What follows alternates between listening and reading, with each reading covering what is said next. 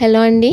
ఈ వీడియోలో మనం ఆంధ్రప్రదేశ్ డిఎస్సికి సంబంధించి 3rd to 10th క్లాస్ వరకు ఉన్న ఆల్ టెక్స్ట్ బుక్స్లో ఏ లెసన్ని ఏ కవి రాశారు, అలాగే ఇతివృత్తం ఏ విధంగా చదివితే గుర్తుంటుందో అన్నవి నేను కొన్ని వీడియోస్ చేస్తున్నానండి. సో మీకు అవన్నీ ప్లేలిస్ట్లో పెట్టాను, చూడండి. దాని తర్వాత ఈ వీడియో అండి. సో లాస్ట్ వీడియోలో మనం కథా ప్రక్రియ కోసం different types of lessons 3rd to 10th class వరకు కంప్లీట్ చేసామండి. సో ఈ వీడియోలో వచ్చి రిమైనింగ్ చూద్దాం. వీడియో యూస్ఫుల్గా ఉన్నట్లయితే లైక్ చేసి సబ్స్క్రైబ్ చేయండి కొత్తగా చూసేవాళ్ళు. సో ఈ వీడియోలో మనం సంభాషణ ప్రక్రియకు సంబంధించిన లెసన్స్ చూద్దామండి. ముందుగా 3rd క్లాస్లో ఉన్న సంభాషణ ప్రక్రియకు సంబంధించిన లెసన్ వచ్చి పొడుపు విడుపు అండి. దీన్ని రచించిన వారు చింత దీక్షితులు అండి. అలాగే ఇది ఒక భాషాభిరుచి ఇతివృత్తం కలిగిన పాఠ్యాంశం. నెక్స్ట్ ఇది ఒకటే ఉందండి. ఇక 4th క్లాస్లో ఎటువంటి సంభాషణ ప్రక్రియకు సంబంధించిన లెసన్స్ లేవు. ఇక 5th క్లాస్లో చూసినట్లయితే మంచి బహుమతి అండి. ఇది కూడా సంభాషణ ప్రక్రియకు సంబంధించిన లెసనే. సో దీనికి రచయిత లేరు. సో దీనికి ఇతివృత్తం వచ్చి పట్నాభిలాష అండి. నెక్స్ట్ లెసన్ చూసినట్లయితే 5th క్లాస్లోనే ఇట్ ఈస్ పండుగ అండి. సో దీనికి రచయిత వచ్చి గిడుగు వెంకట రామమూర్తి గారండి. సో దీనికి వచ్చి మనం ఇతివృత్తం చూసినట్లయితే సంస్కృతి సాంప్రదాయాలు. సో అది పండుగ కాబట్టి ఇంకా సంస్కృతి సాంప్రదాయాలన్న మనకి ఇతివృత్తం. ఏ లెసన్స్కి వచ్చిన ఫెస్టివల్స్కి మనం సంస్కృతి సాంప్రదాయాలని ఈజీ గుర్తుంటుంది కాబట్టి ఇదేనండి ఇతివృత్తం. ఇక మనం 6th, 7th, 8th, 9th, 10th క్లాస్లో చూసినట్లయితే ఎటువంటి సంభాషణ ప్రక్రియకు సంబంధించిన లెసన్స్ లేవండి. సో మనకి ఓన్లీ 3rd క్లాస్లో 5th క్లాస్లో ఓన్లీ 3 లెసన్స్ వచ్చాయండి సంభాషణ ప్రక్రియకు సంబంధించినవి. ఇక మనం ఇంకా పాఠ ప్రక్రియకు సంబంధించిన లెసన్స్ చూద్దామండి. పాఠ ప్రక్రియకు సంబంధించిన లెసన్స్ వచ్చి 3rd క్లాస్లో లేవు, 4th క్లాస్లో లేవండి. నెక్స్ట్ 5th క్లాస్లో ఒక టూ లెసన్స్ ఉన్నాయండి పాఠ ప్రక్రియకు సంబంధించినవి. ఫస్ట్ లెసన్ చూసినట్లయితే జయగీతం. దీని రచయిత వచ్చి బోయి భీమన్న గారు. అలాగే ఇతివృత్తం వచ్చి మహనీయుల చరిత్ర. అలాగే నెక్స్ట్ లెసన్ చూసినట్లయితే పెన్నేటి పాట. సో దీన్ని రచించింది ఎవరంటే విద్యాన్ విశ్వం గారు. అలాగే ఇది ఒక పర్యావరణం అనే ఇతివృత్తంతో కూడిన లెసన్ అండి. సో ఈ రెండు పాఠ ప్రక్రియకు సంబంధించిన లెసన్స్ అండి. ఇంకా మనం చూసినట్లయితే ఎటువంటి లెసన్స్ లేవండి. 6th, 7th, 8th, 9th, 10th వరకు ఓన్లీ 2 లెసన్సే మనకి పాఠ ప్రక్రియకు సంబంధించిన లెసన్స్. అలాగే సంభాషణ ప్రక్రియకు సంబంధించి ఓన్లీ 3 లెసన్స్ ఉన్నాయి 3rd, 5thలో వచ్చి పాఠ ప్రక్రియకు సంబంధించిన 2 లెసన్స్ ఉన్నాయి. ఇవ్వండి మనకి సంభాషణ పాఠ ప్రక్రియకు సంబంధించిన లెసన్స్. ఇక మనం పద్య ప్రక్రియకు సంబంధించిన లెసన్స్ కూడా చూద్దామండి. 3rd క్లాస్ నుంచి మన 10th క్లాస్ వరకు ఉన్న పద్య ప్రక్రియకు సంబంధించిన లెసన్స్. సో ఫస్ట్ లెసన్ చూసినట్లయితే పద్యరత్నాలండి. సో దీన్ని రచయిత వచ్చి శతక కవులు. సో దీని ఏ తరగతిలోదండి? ఇది 3rd క్లాస్లోదండి. నెక్స్ట్ ఇతివృత్తం వచ్చి నైతిక విలువలు. ఇక సెకండ్ లెసన్ చూసినట్లయితే పద్యరత్నాలే శతక కవులు 4th క్లాస్లో. కానీ ఇతివృత్తం మారిందండి. ఇక్కడ మానవీయ అని మారింది, మానవీయ నైతిక విలువలని మారిందండి.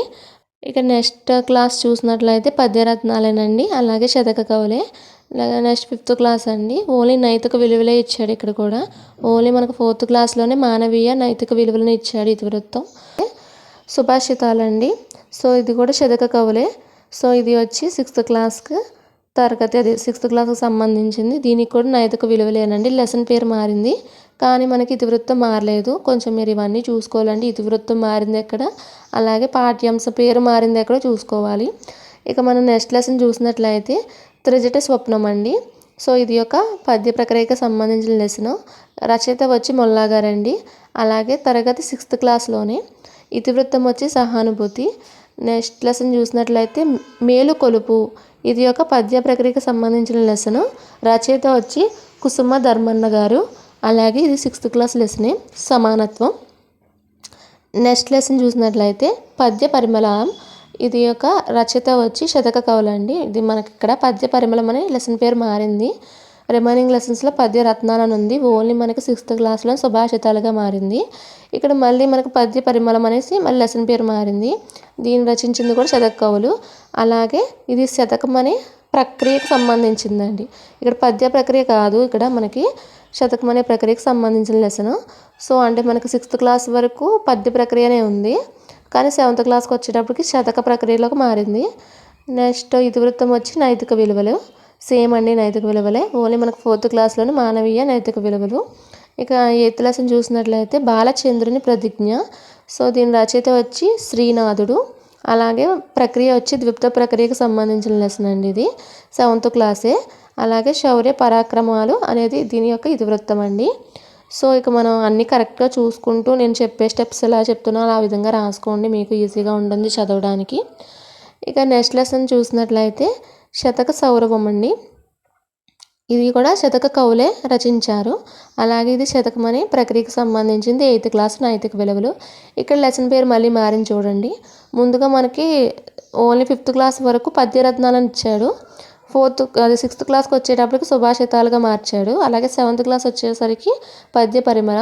అలాగే 8th క్లాస్ వచ్చేటప్పటికి శతక సౌరభం అనే లెసన్ పేరు మార్చాడు. ఇతివృత్తం అదే శతకం, మళ్ళీ శతకం ఒకటి మార్చాడు. 7th 8th శతకం అనేసి ప్రక్రియ మార్చాడు. మళ్ళీ మిగిలిన వాటికైతే ప్రక్రియ పద్య ప్రక్రియకు సంబంధించినవే. సో మీరు ఈ డిఫరెన్స్ కొంచెం చూసుకోండి. ఇక నెక్స్ట్ లెసన్ చూసినట్లయితే ధర్మబోధ. దీన్ని రచించింది ఎవరంటే నన్నయ్య భట్టు గారు. అలాగే దీని ప్రక్రియ వచ్చి ప్రాచీన పద్యం అనే ప్రక్రియకు సంబంధించింది. ఇది ఒక 9th క్లాస్ లెసన్ అండి. కుటుంబ సంబంధాల లెసన్కి అది ఇతివృత్తానికి సంబంధించిన పాఠ్యాంశం ధర్మబోధ. ఇక నెక్స్ట్ లెసన్ చూస్తే స్నేహం అండి. దీన్ని అయితే వివిధ కవులు రచించారు. సో తరగతి వచ్చి 9th క్లాసు. ఇది ఒక ప్రాచీన పద్యం, అంటే 9th క్లాస్లో ప్రాచీన పద్యాలు అనే ప్రక్రియలు కలిగినవి 2 ఉన్నాయండి మనకి.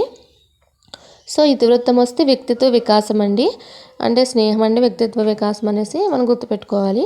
ఇక నెక్స్ట్ లెసన్ చూసినట్లయితే తీర్పు అండి. తీర్పు అంటే దీన్ని రచించింది ఎవరంటే జంధ్యాల పాపయ్య శాస్త్రి గారు. అలాగే ఇది కూడా 9th క్లాస్ లెసనే. దీని ఇతివృత్తం వచ్చి పరోపకారం. అలాగే ప్రక్రియ వచ్చి ఆధునిక పద్యం అండి. ఇందాక ప్రాచీన పద్యాలు 2 లెసన్స్ వచ్చాయి 9th క్లాస్లో. అలాగే ఒక ఆధునిక పద్యం వచ్చింది. దీని ఇతివృత్తం వచ్చి పరోపకారం. నెక్స్ట్ లెసన్ చూసినట్లయితే మాట మహిమ అండి. దీని రచయిత వచ్చి లక్కలూరి స్వరూపారాణి గారు. అలాగే ఇది ఆధునిక పద్య ప్రక్రియకి సంబంధించిన లెసన్ అండి. జీవన విధానం అనే ఇతివృత్తం అండి. అలాగే ఆధునిక పద్యం అనే ప్రక్రియ, ఇది కూడా 9th క్లాసేనండి. అంటే మనకి ఆధునిక పద్యం అనే ప్రక్రియకు సంబంధించిన 2 లెసన్స్ అండి. అలాగే ప్రాచీన పద్యం అనే ప్రక్రియకు సంబంధించిన 9th క్లాస్లో 2 లెసన్స్ ఉన్నాయండి. సో ఇంకా మనకు 9th క్లాస్ లెసన్స్ ఓన్లీ 4 వచ్చాయండి. ఇంకా 10th క్లాస్ లెసన్ చూద్దాం. మొదటిగా చూసినట్లయితే మాతృభావన. దీన్ని రచించింది ఎవరంటే గడియారం వెంకట శేషశాస్త్రి గారు. అలాగే మనకి ఇది ఒక పద్య ప్రక్రియకు సంబంధించిన లెసనేనండి. సో దీని ఇతివృత్తం వచ్చి స్త్రీల పట్ల గౌరవం. నెక్స్ట్ లెసన్ చూసినట్లయితే వెన్నెల అండి. దీన్ని ఎర్రన్న గారు రాశారు. ఇది కూడా పద్య ప్రక్రియకు సంబంధించిన లెసనే. సో ప్రకృతి వర్ణాన్ని ఇతివృత్తం కలిగిన లెసన్ అండి. ఇక మనం నెక్స్ట్ లెసన్ చూసినట్లయితే శతక మధురిమ అండి. ఇందాక మనం చూసాం కదా శతకాలకు సంబంధించి. దీని పేరు 10th క్లాస్లో వచ్చి దీనికి ఏంటంటే శతక మధురిమ. మనకి 3rd to 4th క్లాస్ వరకు ఉన్నాయి పద్యరత్నాలు. సో ఇలా మీరు 2-3 టైమ్స్ ప్రొనౌన్స్ చేసి చదువుతున్నట్లయితే మీకు ఈజీగా గుర్తుంటుంది. ఇక నెక్స్ట్ దీన్ని రచించిన వారంటే శతక కవులు. నెక్స్ట్ ఇది ఒక పద్య ప్రక్రియకు సంబంధించింది, నైతిక విలువలని ఇతివృత్తం కలిగిన పాఠ్యాంశం. ఇక తర్వాత లెసన్ చూసినట్లయితే సముద్ర లంఘనం అండి.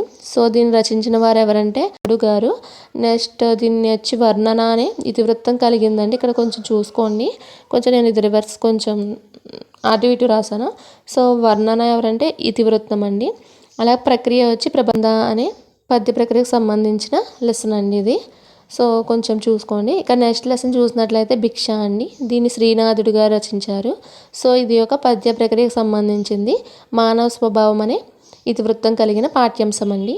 ఇవన్నీ మనకున్న పద్య ప్రక్రియకు సంబంధించిన లెసన్స్. సో ఇవన్నీ మీరు ఒక నోట్బుక్లో నోట్ చేసుకొని చదివినట్లయితే మీకు ఈజీగా ఉంటుందండి.